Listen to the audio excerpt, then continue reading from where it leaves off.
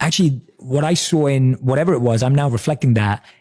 Let me look at that behavior and see how that behavior can be healed and transformed. Right. And what's the root of that? Does that make sense? Completely. Yeah. And also I think people get confused even when you're like, no, I'm totally over that. I'm healed. You can still talk about things and be healed. You can still draw back on those things and say, it hurt me when it did hurt you when. But I think sometimes people are like, oh, you're done with that. You're like, why are you talking about this for so long or whatever? And it's like, that's also a form of my healing. I hate when other people who have not been through the trauma you have been through, any of us, because we've all gone through traumas, they want to tell you when to stop hurting. And that's not anybody's place to tell you when to stop hurting.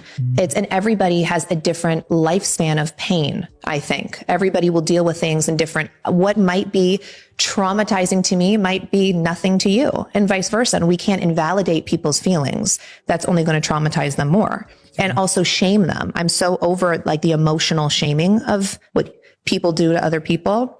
People can have their feelings and do what they want, as long as they're realistic. You also have to step outside of your own self and be self-aware and say, okay, am I completely delusional? Am I making these? Because you could also, your mind, you can play tricks on, and you could start creating a false reality. As long as you're being, I think, really authentic and genuine about your feelings, I think it's okay to talk about your pains and traumas. I think, especially if you're doing it in a way that's beneficial to other people, I think that's being responsible.